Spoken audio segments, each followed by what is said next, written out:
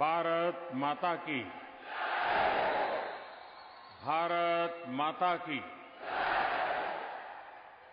छत्रपती शिवाजी महाराजांना मी मानाचा मुजरा करतो।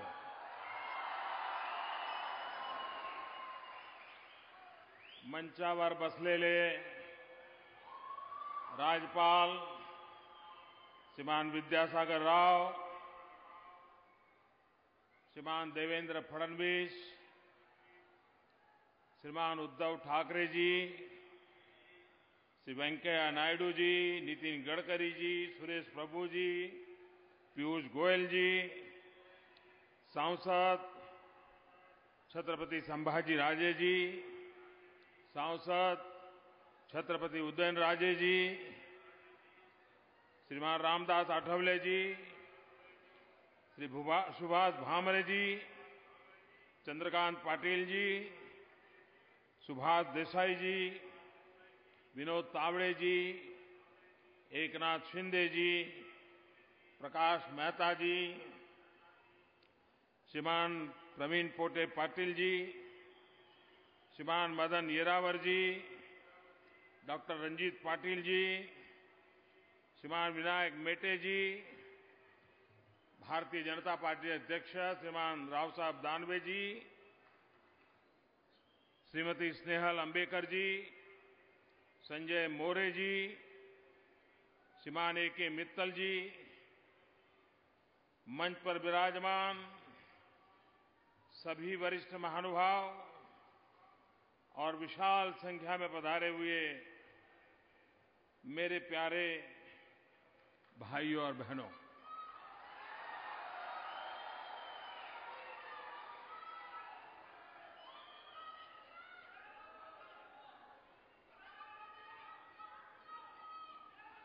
आप कल्पना कर सकते हैं कि आज मैं कितना आनंदमय अनुभूति कर रहा हूं।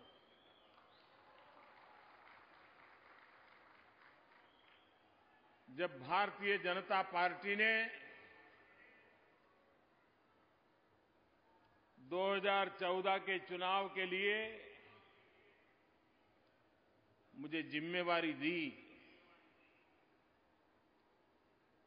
तो मैं पहले रायगढ़ के किले पर आया।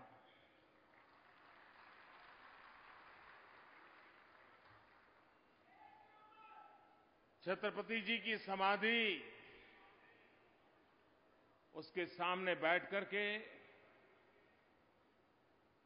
ये वीर पराक्रमी महापुरुष जिन्होंने सुशासन और प्रशासन हिंदुस्तान के इतिहास में एक नवीन अध्याय लिखा था और अपने योग्यता और क्षमता के आधार पर किया था और संकटों के बीच किया था, संघर्षमय जीवन के रहते हुए किया था। शायद इतिहास में, विश्व के इतिहास में ऐसा व्यक्तित्व असंभव है कि जिसने लगातार संघर्ष के बीच में सुशासन की उत्तम परंपरा को मजबूत बनाया हो, आगे बढ़ाया हो।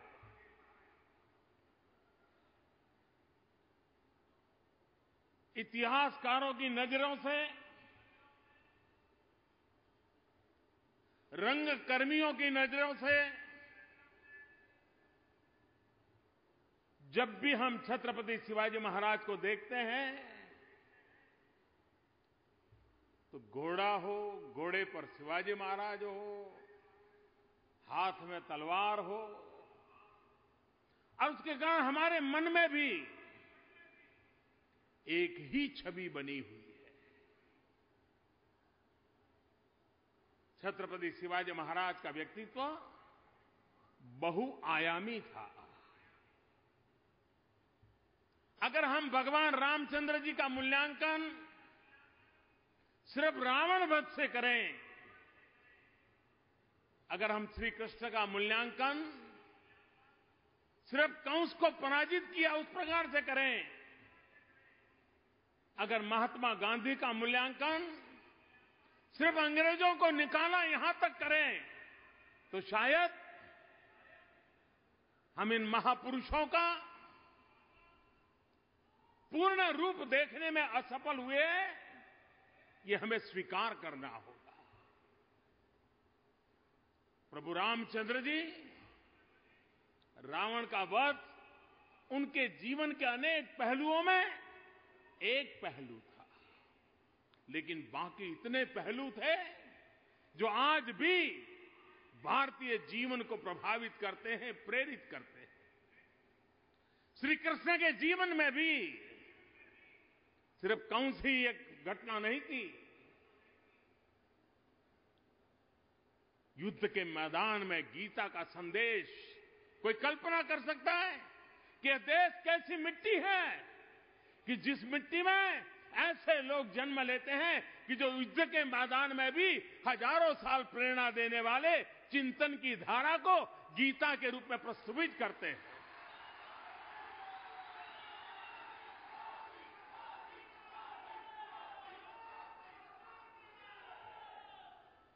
महात्मा गांधी आजादी के लिए लड़ते रहे, अंग्रेजों को निकालने के लिए जूझते रहे, लेकिन साथ साथ महात्मा गांधी ने समाज में बुराइयों के खिलाफ जो लड़ाई लड़ी, हर व्यक्ति के अंदर चेतना भरने का प्रयास किया, आत्मसम्मान जगाने का प्रयास किया, हम उसे कभी भी कम नहीं आंक सकते। उसी प्रकार से छत्रपति शिवाजी महाराज यानी घोड़ा तलवार युद्ध लड़ाई विजय यहां तक सीमित नहीं है। वे पराक्रमी थे, वीर थे, पुरुषार्थी थे, हम सबकी प्रेरणा है। लेकिन साथ साथ आप कल्पना तो कीजिए, जैसे राम जी ने छोटे छोटे लोगों की सेना बनाई, वानर सेना बनाई और बड़ा ही लड़ाई जीत ली। कितना बड़ा संगठन का कौशल्य था। छत्रपति शिवाजी महाराज ने भी छोटे छोटे किसान, मावड़े, उनको साथ लिया, उनको प्रशिक्षित किया और युद्ध के लिए तैयार किया। कितने बड़े संगठन शास्त्र का कौशल्य छत्रपति शिवाजी महाराज ने प्रस्तुत किया। आज भी हिंदुस्तान के इंजीनियरिंग के स्टूडेंट के लिए अगर वाटर मैनेजमेंट क्या होती है, वाटर के लिए इंफ्रास्ट्रक्चर क्या होता है, पानी के बिना तरसते हुए इलाकों को पानी कैसे पहुंचाया जा सकता है, अगर उसका उत्तम से उत्तम ज्ञान प्राप्त करना है तो छत्रपति शिवाजी महाराज ने पानी के लिए जो पूरी व्यवस्थाएं खड़ी की थी वो आज भी किसी को भी प्रेरणा दे सकती है। मुद्रा नीति, छत्रपति शिवाजी महाराज के सामने प्रस्ताव था कि मुद्रा का निर्माण, सिक्के बनाने का काम विदेशी लोग करने को तैयार थे। छत्रपति शिवाजी महाराज की दीर्घदृष्टि थी। उन्होंने कहा अगर मुद्रा पर किसी का अधिकार हो गया तो उस शासन को पराजित होने में देर नहीं लगती है। और उन्होंने खुद ने सिक्के बनाने के लिए व्यवस्था खड़ी की, लेकिन कभी विदेशियों की व्यवस्था को स्वीकार नहीं किया। आज पूरे विश्व में सामुद्रिक सुरक्षा एक बहुत बड़ा विषय बना हुआ है। सारी दुनिया सामुद्रिक सुरक्षा को लेकर के सजग हो गई है। हर किसी को अपने अधिकारों की रक्षा और अपने व्यापारिक संबंधों को विश्व भर में सुरक्षा मिले उसकी चिंता रहती है। लेकिन इतने सालों पहले इसी धरती में एक वीर पुरुष पैदा हुए थे जिन्होंने नेवी की स्थापना की थी और सामुद्रिक सामर्थ्य को जिन्होंने पहचाना था, और हम सिंधु दुर्ग समेत जितने भी किले देखते हैं उसमें उस नेवी के लिए आवश्यकताओं को बल दिया गया है। ये बात सही है। दुनिया में जहां पर पुरातन जीवन व्यवस्थाएं हैं, उन देशों में टूरिज्म को आकर्षित करने के लिए आइकॉनिक चीजें एक बहुत बड़ा आकर्षण का कारण बनती है। आज भी दुनिया, हिंदुस्तान में टूरिज्म की चर्चा आती है तो ताजमहल का नाम सुनते ही उसको लगता है कि मुझे जाना चाहिए। हर युग में इस प्रकार के आइकॉनिक, सिंबॉलिक चीजों का जो निर्माण हुआ है, सदियों तक उस देश की वो पहचान बना हुआ है। दुनिया के कई देश हैं जहां सिर्फ फॉर टूरिज्म, किलों का प्रवासन, इसके लिए अलग से व्यवस्थाएं हैं। भारत के पास भी हमारे राजा महाराजाओं के जमाने में ऐसे पूरे देश के हर कोने में अनेक किले बने हुए हैं। इसकी अपनी एक रचना है, सुरक्षा का विज्ञान है, आर्किटेक्चर है। उस समय किस प्रकार के संसाधनों का उपयोग होता था, उसकी भली भांति विशेषताएं हैं। लेकिन दुर्भाग्य से हम ताजमहल के बाहर निकल ही नहीं पाए। इस देश के हर कोने में विश्व को आकर्षित करने के लिए अनेक प्रवासन धाम है। अगर भारत का सही रूप में विश्व के सामने प्रस्तुतिकरण हो तो विश्व को भारत में टूरिज्म के लिए आकर्षित करने की पूरी ताकत है। आज दुनिया में सबसे तेज गति से आगे बढ़ने वाला कोई क्षेत्र है तो टूरिज्म है। ट्रिलियंस ऑफ ट्रिलियन डॉलर का व्यापार टूरिज्म में है। भारत दुनिया की पुरातन परंपराओं से जीने वाला देश विश्व को आकर्षित कर सकता है। छत्रपति शिवाजी महाराज ने जो किले बनाए, अगर हम सही रखरखाव करें, विश्व के सामने उसकी पहचान कराएं, हिंदुस्तान की यूनिवर्सिटीज को भी कहें कि आइए, आपको एडवेंचर टूरिज्म करना है तो इन किलों की जरा चढ़ाई करके दिखाइए। घोड़े पर जाना है, किले पर जाइए, घोड़े पर हम लेने की व्यवस्था करते हैं। और मैं भारत सरकार के एसआई डिपार्टमेंट को कहूंगा कि क्यों न हम छत्रपति शिवाजी महाराज के किलों से शुरुआत करें और देश भर में एक किलों के टूरिज्म का एक माहौल बनाए, उसका रखरखाव जन सामान्य को आकर्षित करे, ऐसा बनाए। भाइयों बहनों, आज मेरे लिए अत्यंत आनंद का पल इसलिए है,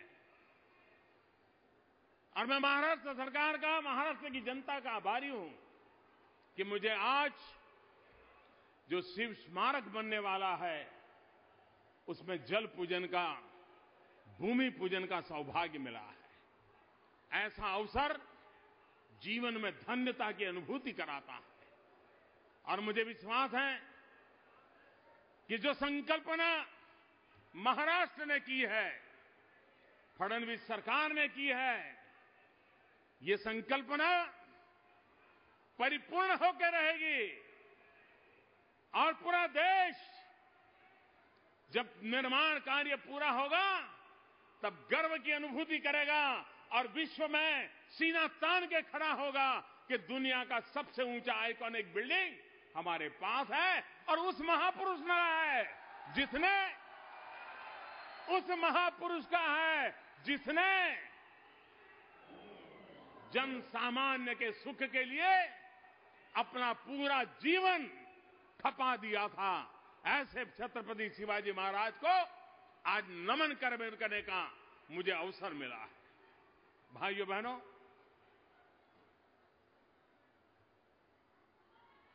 हमारे देश में भांति भांति की राजनीति हुई है। विविधताओं से भरे हुए अनेक प्रकार के रास्ते अपनाए गए हैं, लेकिन अब 70 साल के अनुभव के बाद हमें इस बात को स्वीकार करना होगा, अच्छा होता देश आजाद होने के बाद हमने एकमात्र विकास का मार्ग अपनाया होता तो आज भारत में जो समस्याएं जड़ें जमा चुकी हैं, ऐसी समस्याएं कभी जड़ें जमा नहीं सकती थी।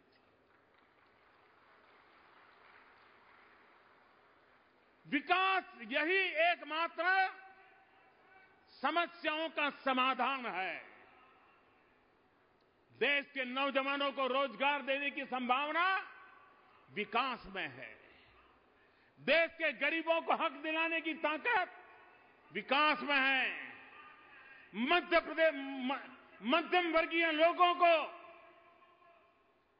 अपने अरमान पूरे करने के लिए ऊंची दौड़ के लिए आगे बढ़ना है तो विकास ही उनको अवसर दे सकता है। सम्मान से जीने के लिए विकास ही एक मार्ग होता है। और इसलिए भाइयों बहनों, जब से आपने हमें दायित्व दिया है, हमने विकास को ही केंद्र बिंदु में रखा है। और जब हम विकास को केंद्र बिंदु में रखा है, तब हमारे मन में साफ है कि विकास वो हो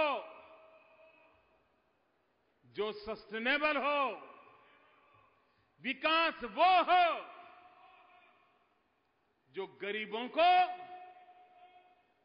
अपनी जिंदगी में बदलाव लाने का मौका देता हो, अपने आशा अरमान पूरा करने का बल देता हो, ताकत देता हो, एम्पावरमेंट देता हो।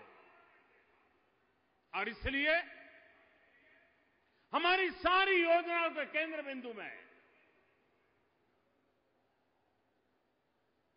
गरीब का कल्याण है। जब हमारी सरकार बनी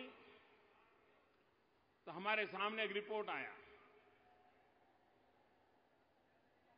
छोटे छोटे कारखानों में से जो लोग निवृत्त हुए थे, जो सरकारी कामों से जिनको पेंशन मिलता था,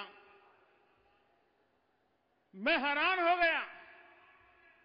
कुछ लोगों को 7 रुपया पेंशन मिलता था, कुछ लोगों को 51 रुपये पेंशन मिलता था, कुछ लोगों को 80 रुपया पेंशन मिलता था। 100-150 के आसपास से ऊपर कोई नहीं था। अब पेंशन लेने वाला भी 7 रुपया लेने के लिए ऑटो रिक्शा कर करके 80 साल का व्यक्ति पोस्ट ऑफिस क्यों जाएगा? हमने आते ही निर्णय किया कि जो निवृत्तमान लोग हैं, जिनको इतना कम पेंशन मिलता है, सरकारी खजाने पर बोझ तो लगेगा, लेकिन उनको कम से कम 1000 रुपया मिले, इसकी व्यवस्था होनी चाहिए। और भाइयों बहनों, 35 लाख से ज्यादा लोग, ये छोटा आंक नहीं है,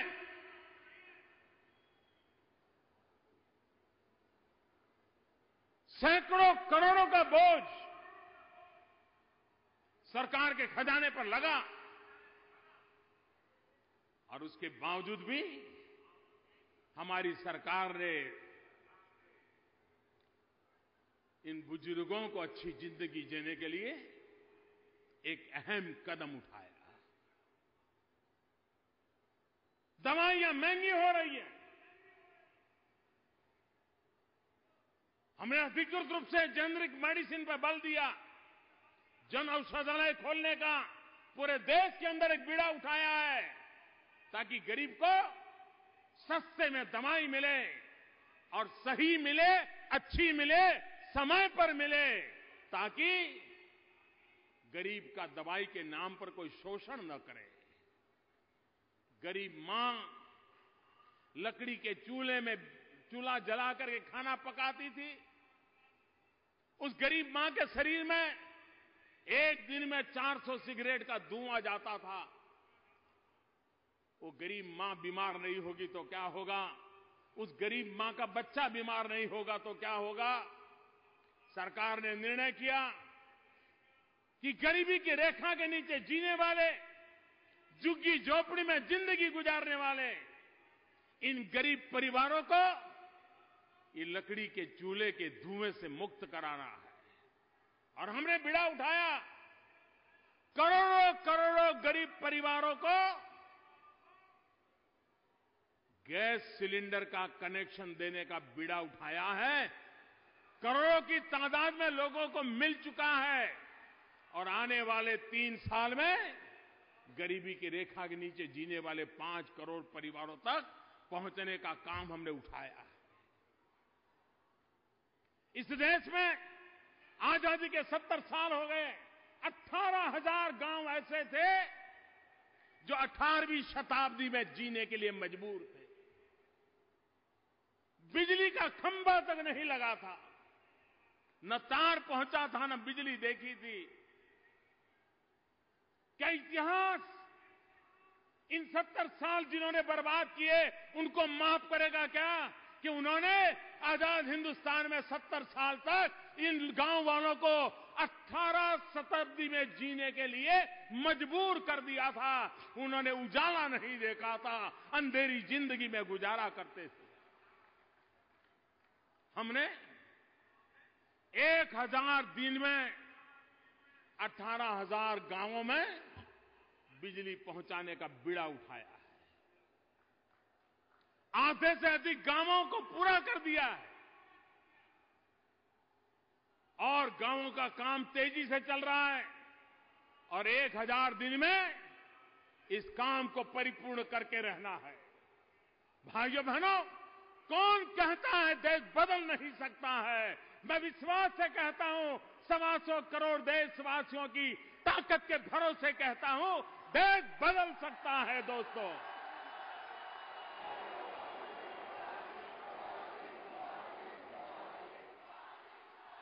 और लिख के रखिए, देश बदलेगा भी, देश बढ़ेगा भी, देश दुनिया के सामने सर ऊपर करके खड़ा हो जाएगा। ये मैं 3 साल के अनुभव के आधार पर कह सकता हूं।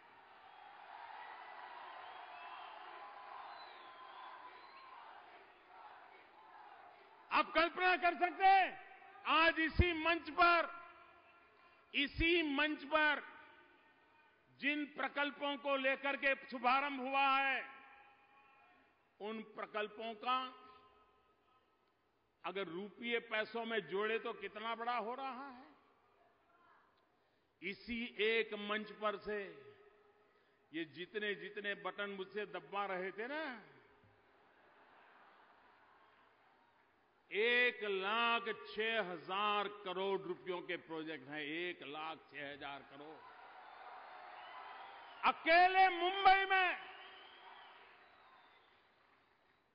एक ही कार्यक्रम में 1,06,000 करोड़ रुपयों से ज्यादा विकास के कामों का शुभारंभ होता हो।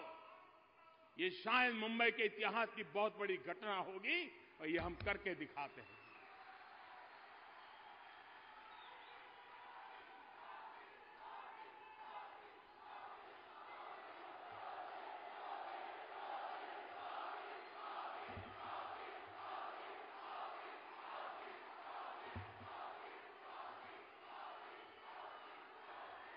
भाइयों बहनों,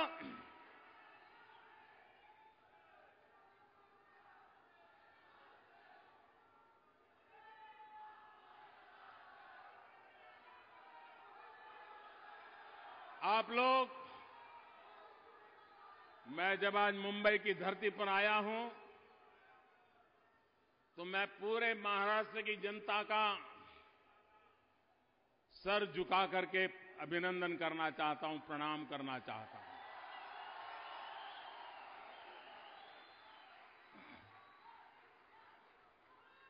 हमारे देश में अच्छा कहो या बुरा कहो, लेकिन एक आदत सी बन गई है कि आप कुछ अच्छा कर रहे हैं, इसका सबूत क्या? अगर चुनाव जीतते हैं तो सबूत है कि आप अच्छा कर रहे हैं। अगर आप हार गए तो माना जाता है कि ये निर्णय आपका गलत था। जब हमने भ्रष्टाचार और काले धन के खिलाफ जिस दिन से सरकार बनी है लड़ाई शुरू की है, एक के बाद एक कदम उठाए, लेकिन 8 नवंबर को रात को 8 बजे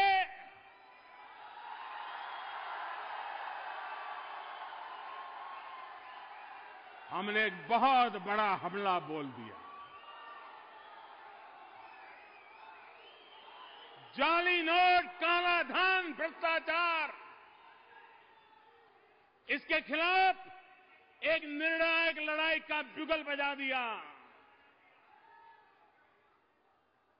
और भाइयों बहनों, 125 करोड़ देशवासियों ने इतने कष्ट झेले, इतनी तकलीफ झेली, लेकिन एक पल के लिए मेरा साथ नहीं छोड़ा। उनको भ्रमित करने के प्रयास हुए, उनको डराने के प्रयास हुए, अफवाहों का बाजार गर्म किया गया, लेकिन जिसको अनपढ़ कहते हैं, अशिक्षित कहते हैं, उसकी कॉमन सेंस ने इस बातों में बहकावे में आया बिना देश की भलाई के निर्णय का साथ दिया। और जब पिछले यहां चुनावों में महाराष्ट्र के लोगों ने इस निर्णय पर मोहर लगा ली, तो पूरे हिंदुस्तान में मैसेज चला गया कि सत्य किसके साथ है और देश किस दिशा में जाना चाहता है।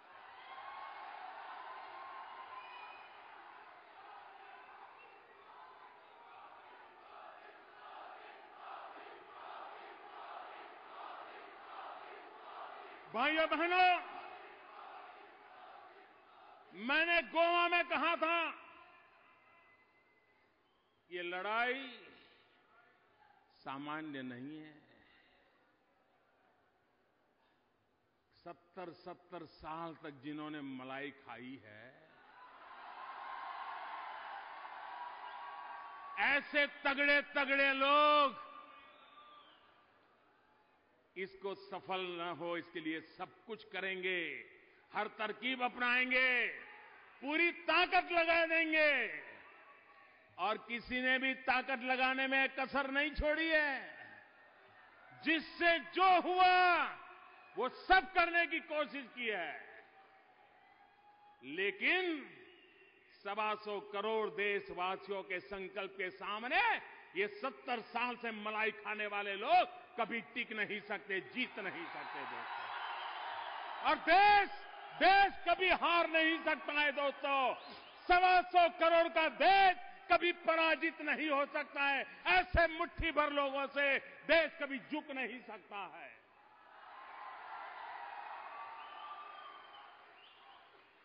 कुछ लोगों को लगता था कि बैंक वालों को पटा लो, सब काला सफेद हो जाएगा। अरे काले गोरे के खेल वाले, आप तो मरे, वो बैंक वालों को भी मरवा दिया।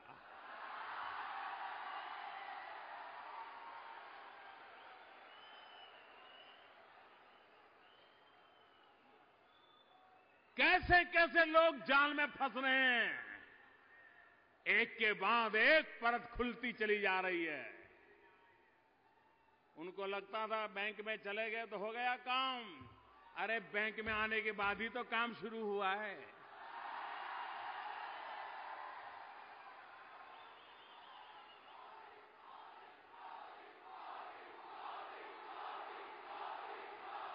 मेरे देशवासियों,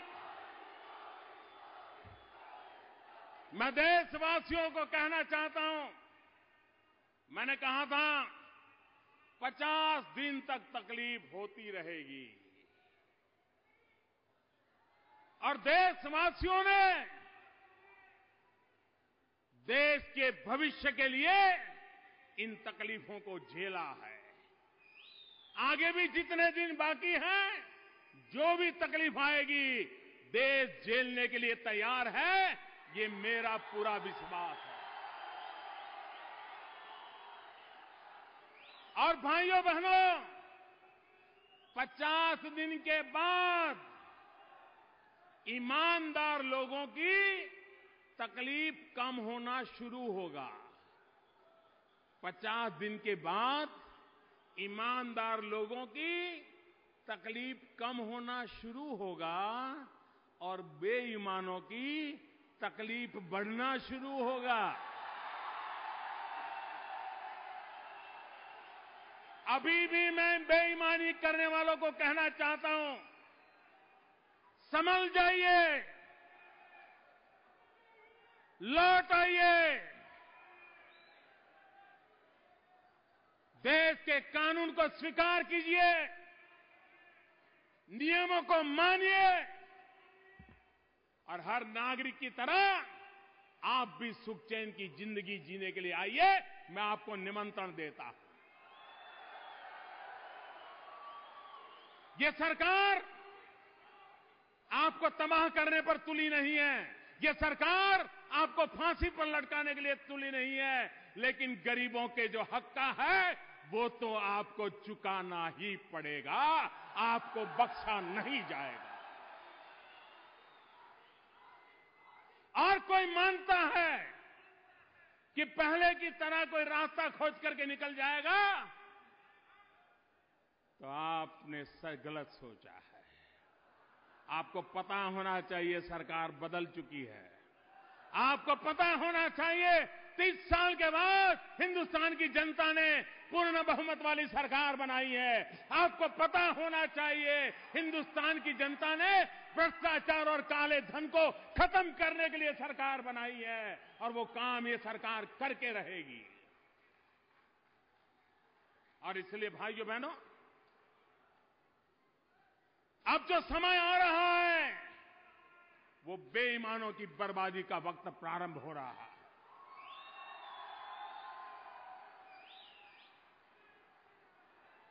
देश की भलाई के लिए ये स्वच्छता का अभियान है। देश की भलाई के लिए साफ सुथरा सार्वजनिक जीवन हो, साफ सुथरा प्रशासन हो, विश्वास का वातावरण हो, देश के हर निर्णय की नियमों की कीमत होनी चाहिए, उसका सम्मान होना चाहिए। भाइयों बहनों, इस प्रकार का पाप करने की आदत मुट्ठी भर लोगों को है, लेकिन उसके कारण देश के कोटि कोटि लोगों को सहन करना पड़ता है।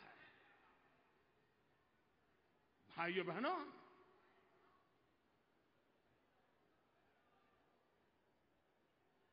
अगर उनको मोदी का डर न लगता हो, बेईमानों को, तो न लगे। सरकार का डर नहीं लगता है, न लगे, लेकिन बेईमान लोगों, इन 125 करोड़ देशवासियों के मिजाज को कभी कम मत किए, उससे तो आपको डरना ही पड़ेगा। 125 करोड़ देशवासियों का मिजाज बदला है। वे अन्याय सहने को तैयार नहीं है, बेईमानी सहने को तैयार नहीं है, भ्रष्टाचार स्वीकारने को तैयार नहीं है। काले धन के खिलाफ लड़ाई लड़ने के लिए वो सेनापति बनकर के निकले हुए हैं। और इसलिए भाइयों बहनों, लड़ाई जीतने के लिए आप लोगों ने मुझे जो साथ और सहयोग दिया है, मैं आज इस मुंबई की धरती से, महाराष्ट्र की धरती से छत्रपति शिवाजी महाराज के शिव स्मारक के निर्माण के अवसर पर, उसका शुभारंभ हो रहा है, उस पल पर देशवासियों को विश्वास दिलाना चाहता हूं, ये लड़ाई तब तक नहीं रुकेगी जब तक कि हम लड़ाई जीतेंगे नहीं।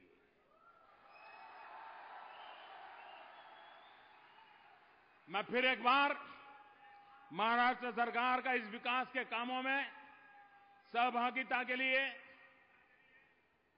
फडणवीस जी के नेतृत्व में एक दीर्घदृष्टा महाराष्ट्र को सरकार मिली है, विकास को समर्पित सरकार मिली है। चाहे किसानों के लिए पानी के प्रबंध की चर्चा हो, चाहे शहरों में इंफ्रास्ट्रक्चर की बात हो, चाहे नौजवानों के लिए स्किल डेवलपमेंट की बात हो, शिक्षा का क्षेत्र हो, हर प्रकार से महाराष्ट्र नई ऊंचाइयों को पार करने के लिए ताकत के साथ आगे बढ़ रहा है। मैं फडणवीस जी को, उनकी पूरी टीम को हृदय से बहुत बहुत अभिनंदन करता हूं। मेरे साथ बोलेंगे छत्रपति शिवाजी महाराज की, छत्रपति शिवाजी महाराज की, छत्रपति शिवाजी महाराज की। बहुत बहुत धन्यवाद।